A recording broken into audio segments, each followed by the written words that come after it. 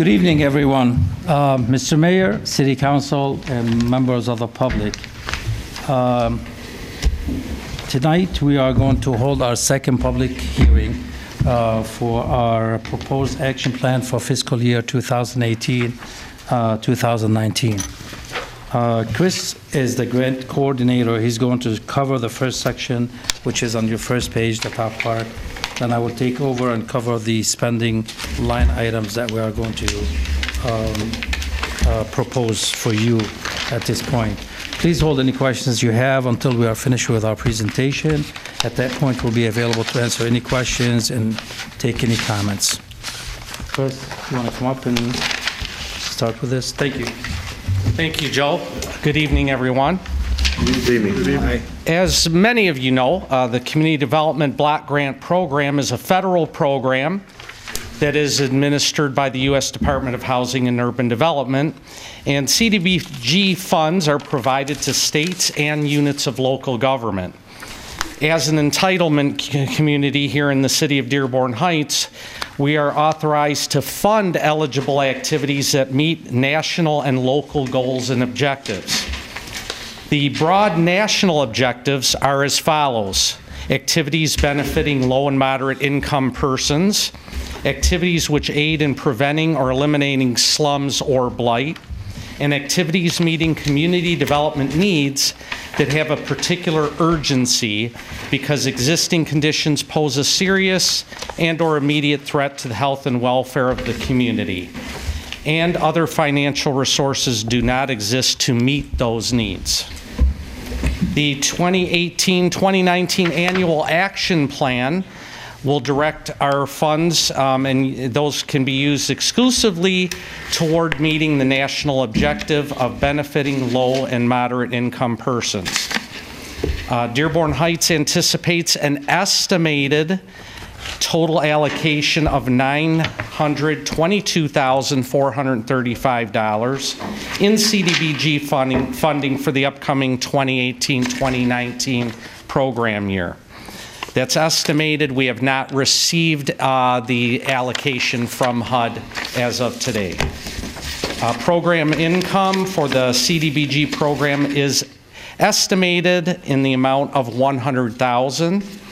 That's received from our residential rehab loan payoffs.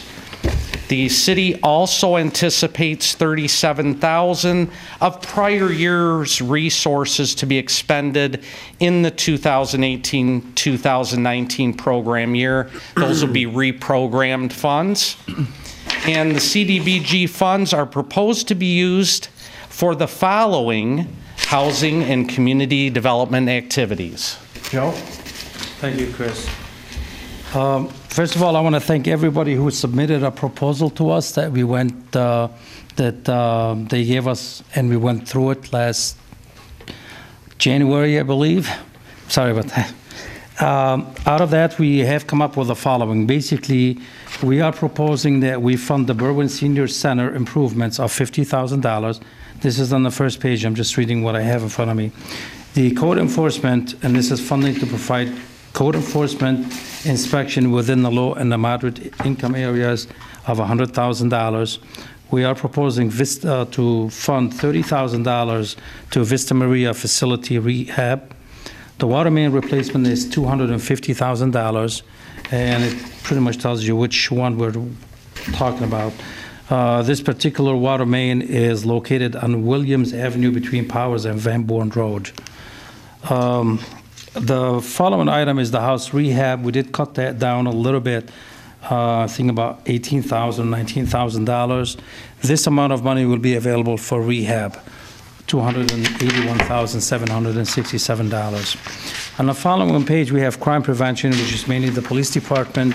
We have $50,000 allocated to that department when they use their activities basically in the low to moderate income areas. They keep track of those and they submit them to us. Fair Housing Center at Metro Detroit, we are proposing $3,150, and we're also proposing $2,850 for the Lennon Center. And last is the senior citizen services, which is $87,181. Basically, that's the proposal that we have. We are open to any questions, any comments. I want to thank the administration for helping us get to this point. And we're open for questions. Joe, Yes, sir. I know we talked earlier, and I Yes. didn't have any questions for you then, but That's why we're here. I'm just Absolutely. thinking now. Now, the housing rehabilitation, Yes, the people don't have to live in low-income areas, do they? They just have to be- absolutely not. They just Okay. have to meet the criteria for low income. Okay, I was talking to someone about that the other. By any means, if anybody knows somebody, have them call our office, 791-3500, 55. When 3,500. If they need a loan to redo something like a roof on their house or something. Yes, we do that. It's a low-interest loan, correct? There's no interest and there's no payment. We put a lien on that house, and they only have to pay us under certain conditions. One of those conditions, if they sell the house, they would have to pay the loan back. That's what Chris talked about, which is the program income that comes back to us. If, God forbids, they pass away, the money is due back to us from whoever inherits the house. If they decide to rent the house and not live in it, at that point, and that's a red flag, we would demand our money. Other than that, there is no payment and there is no scheduled interest I do know whatsoever. somebody that's in dire need of. By all means, have them call our department, will be more than helpful. Thank you. Absolutely. May I follow up question to Councilman Sure. Muscat's question? Is there a waiting list for the residential rehab? We have done away with the waiting list. We are actively working on every file that we currently have. However, the process does take time. If it's an emergency, we'll move them up to the front, but it still takes time because we have to follow certain procedures that HUD, puts on us. I'm sorry. Go ahead, You go ahead, Lisa. You- Sure. Yeah. Okay, so for the improvement and the rehabilitation, is there any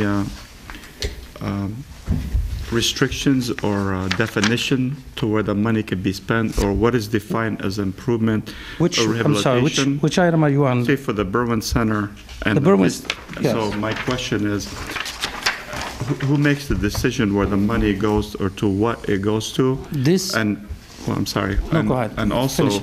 for the senior citizens improvement center, for the Berman Center, do you guys talk to the seniors themselves to ask them like, hey, what is really needed over here? Well, Councilman, what we do is we receive proposals from various heads of departments. Just like we got one from Mr. Zimmer, for example, Director Zimmer for the water main. We get one from also the Recreation Department. This comes through Director Greibel, Ken. He sent us a proposal. They want to change some carpet, remove some asbestos from an office, and there's some other work in a different part of the Berman Center that they use. So it comes to us through the director, and we vet it out, and then that's how the decision is made. I believe that's about $30,000.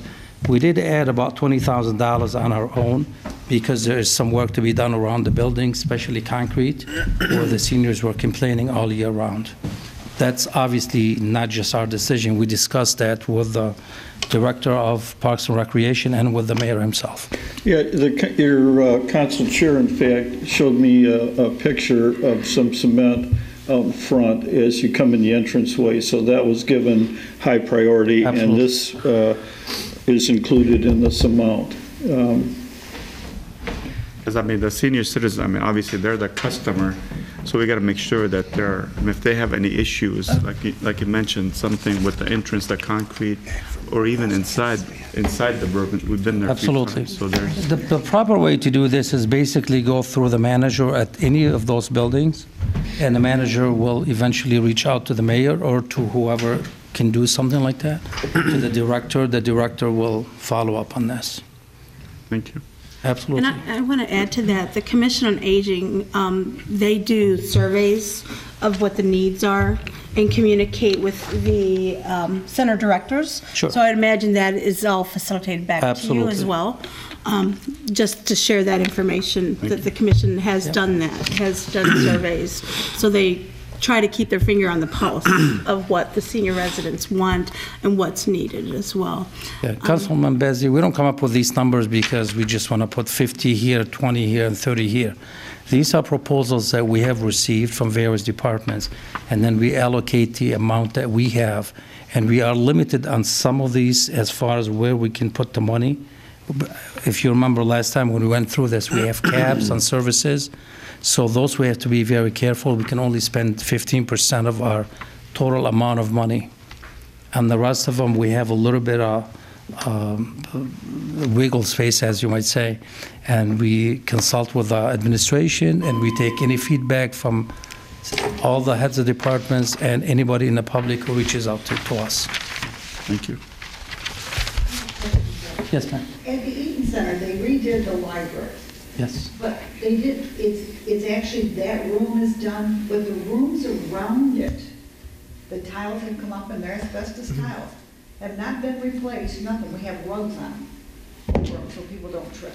And unfortunately, I don't want to speak out of place. It is, I don't know about that. That's why I rely on the directors to give me that information. It was not passed on to me, otherwise we could have done something. If we don't end up using the $50,000 at the Berman Center, we might do an amendment to our action plan. It's a lot of work when we do that, even if it's for a small amount of money. We still have to do a lot of work, but I will keep that in mind if something comes up where we can free some money. Another page where you have the senior centers for both Eaton and Berg, 87,000. That's administration. Okay. That's not- This is the money that keeps the two centers open. Yes. And that's why it goes towards the operations, the utilities and things. When there was a talk years ago of closing it, it was CDBG that came to the rescue and allowed us to keep both centers. The one that if we were going to do, and I have received some emails regarding the tile and the other things, that would come out of the Public Works project on the first page. The items really, the rehab service project and the public service projects are pretty much what they are, and it becomes very difficult when we make alterations and movements on. Joe, so you're saying that if someone from the Eaton Center or any other center, Berman Center, they want to have something done, the staff or the participants should contact the Ken Greibel? Well, I mean, I don't know the hierarchy that they have. Usually, if there's a problem, I know that in our building, the one that we're in at least, they go to Patty, who's the manager. Patty goes to Kim, who's the assistant, or to Ken. And Kim takes it to Ken. Ken eventually follows up with the administration. I would assume because Recreation is in charge of all of these areas and all of these public buildings, they should have a manager on site, which I'm sure they do. I know I've met the manager there. So they go to the manager, raise any questions or ask any questions that they have, and the manager eventually will reach out to Kim, Ken, or the administration at that point. To the councilman, one of the difficulties is we lease the Eaton Center, whereas the Berwyn Center we own. So when we want to do something with the Eaton Center, we also have to look at the lease. And the D7 Superintendent, Jennifer Mass, and I've had numerous conversations. So once the district agreed to redo the roof, then I made a commitment to the school district that we would start to do improvements inside. If we are not able to utilize this money, we would come back during the budget time and ask you to allow us to include it in the budget to make those improvements. But some of the building is the responsibility of D7 and some is not. But I promised the superintendent that once the district took care of the roof problem, then we could do improvements, but it would be, the leak would just happen and destroy the new tile, new carpeting, so she understood that. Yeah, I spoke with her also, and she voiced her concern about having to pay for the roof. I didn't know there was an agreement on that. And so you offered to do work inside. 'Cause I think the roof was like $150,000 or something like that. Yeah. And what did the city offer in return? Well, under the lease arrangement, it was the obligation of the school district. Yeah. I had discussions, periodically I'll have discussions in regards to the building, especially as we get to in the lease arrangement on the renewal dates. D7 indicated to me, I don't think it was any secret, they don't want that building back. They don't have a need for it, and we pay them $1 a year for the leasing of it. The concern was the quality or the difficulty, and I felt real bad because there's one woman, I think in the upholstery class, or one of them, maybe not upholstery, but does patterns and stuff. I don't know what you call it, crocheting. And she lost all her patterns because of where the leak happened. It gravitated to that main portion of the wall, and that's where she had all her stuff. I felt real bad. I had even made an offer that, is there some way to replace it? And she said, you're not going to be able to. I picked up these patterns from all over the world, and she said, they're really not replaceable. And I felt really, really bad because that's her main thing there. Yeah. And so the library and some of the other rooms need improvement. We're aware of it, and we want to do it. We'll take care of it. Thank you. Madam Chair. Got a question for you in regards to the different organizations that you guys allocate some of this money to, like, for example, in this case, Vista Maria, and as long as I've been on the council, I've noticed they've consistently gotten money, and they're a good organization, so I'm just using them as an example. But do you rotate it around to different organizations? And the reason I'm asking this, because I've worked with LAHC, and I know they're a great organization. I know they came and did a proposal, and they've done some very nice things at Robichaud that I've seen in others. So I'm just curious, how do you... Well, let me clarify, first of all, why we do Vista Maria instead of somebody else. Vista Maria does not fall under the cap. It's infrastructure work. So there is no cap for this. We can always use money, switch line items from here to there to cover that. With the LAHC, it's a service. And we are capped at 15% of our total budget, which is $900 plus. So we have about $145,000 or $148,000 to work with. That's it. That's the only money that we have. In order for us to fund another organization, we would have to cut it from the senior services or from another department here at the city. And that's the difference between the two. Whether we funded Vista Maria or not, that would not affect what we do with services. Services are capped. I mean, I know there was other organizations, so I was just curious, do you Yes, we have. pretty much stay with the same organizations on a regular basis, multiple year, or do you rotate it around? It depends on the proposals. That's why we do put this in the paper. We put it on our website. I know the administration puts it on the city site.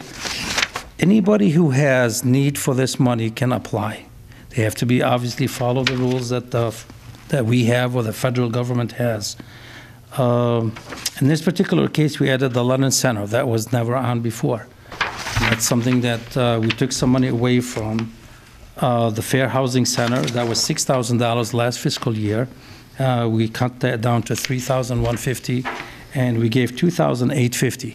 The $2,850 might not seem a big number, but this is what they requested. We did not just came out of the blue and says we're just going to give you $2,850.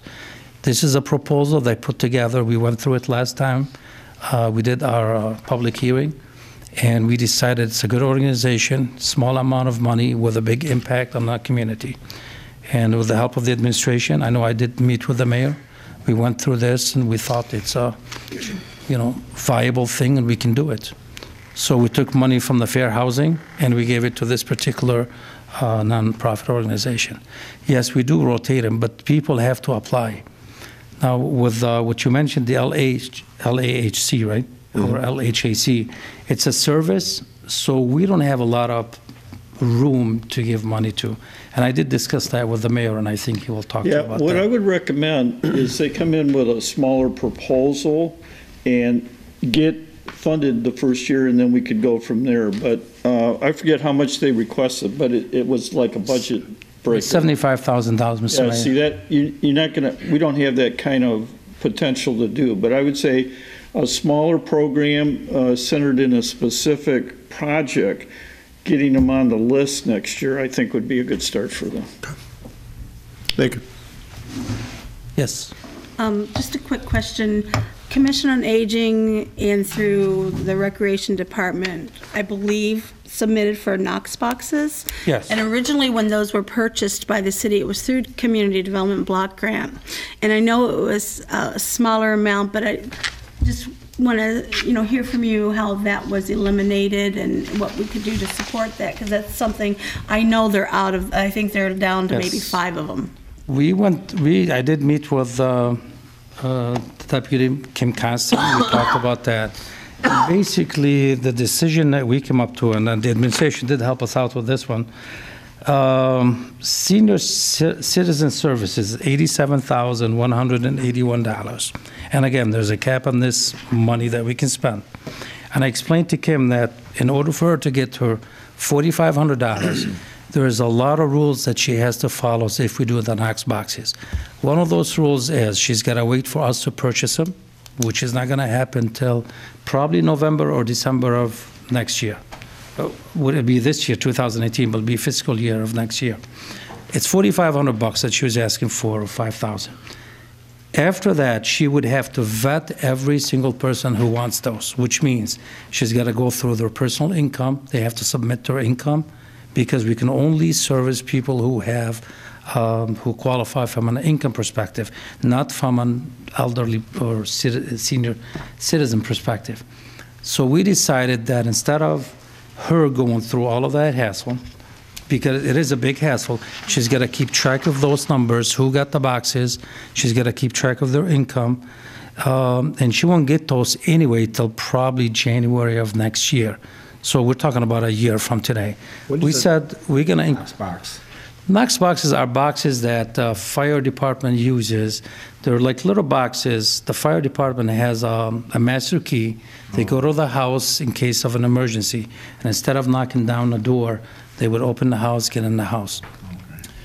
Instead You of... put a house key, you would put The your house house key Yes, inside in the of it. box. And on fire department or the police, I don't know if the police does have a master Both. key. It could be Similar to both. like realtors use when they put So- a lockbox Yeah. on the... Yeah. Just to finish the answer on this one, so what we did, we ended up raising the number to $87,000. I believe last year it was a little bit less than that. So we could have created another line item for the Knox boxes and reduced the 87 by $5,000 or $7,000. She still would have got the same amount of money.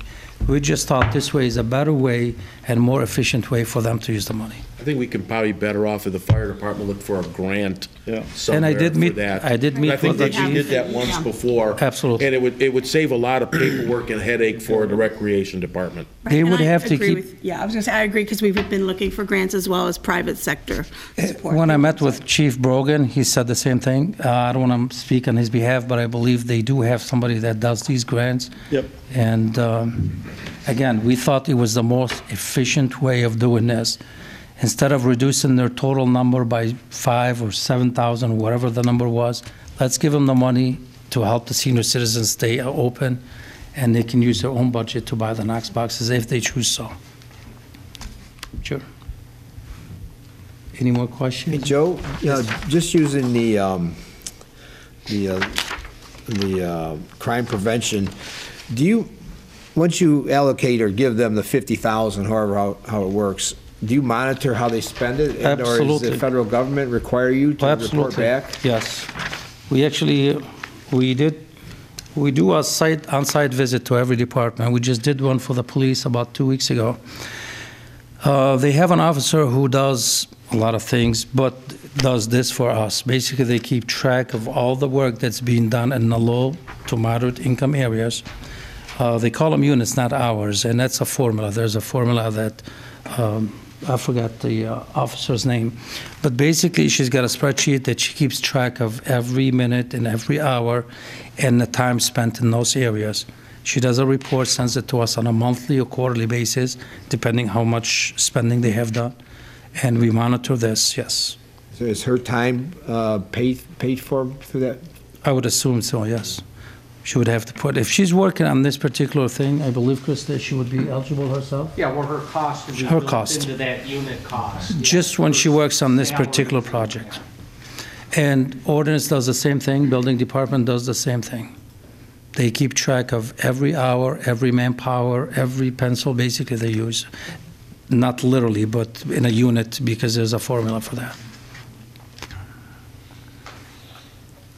Okay. Just one more, speaking of ordinance. So the allocation of 100,000, is that, because I know last year, I believe, it's restricted, of course, to the low mod areas, which would be the blue boxes, minus anything that's in the floodplain, right? So that was, is that 2 positions, or how does that look? Code enforcement? Yes. That covers 2 departments. It covers the ordinance, it covers the building department. Okay. From my conversation with both directors, I believe the ordinance will use more than the building, but they both fall under the same line item. So if director sends me a bill and he keeps track of the hours, we will pay it. And if Jack does, the director Jack does that, we will do the same. Okay. So 2 departments under that particular line item. We all set? Well, I'd like to thank Wade Trim for helping us put some of these papers together. I'd like to thank the public who will be listening to us, and hopefully next time we'll have more of you here. I'd like to thank the administration and City Council. Our next stop will be in May when we come back for final approval, where you get to approve our budget for us to submit to the federal government. Thank you very much, and you all have a nice day. Thank you. You as well. Have a good night.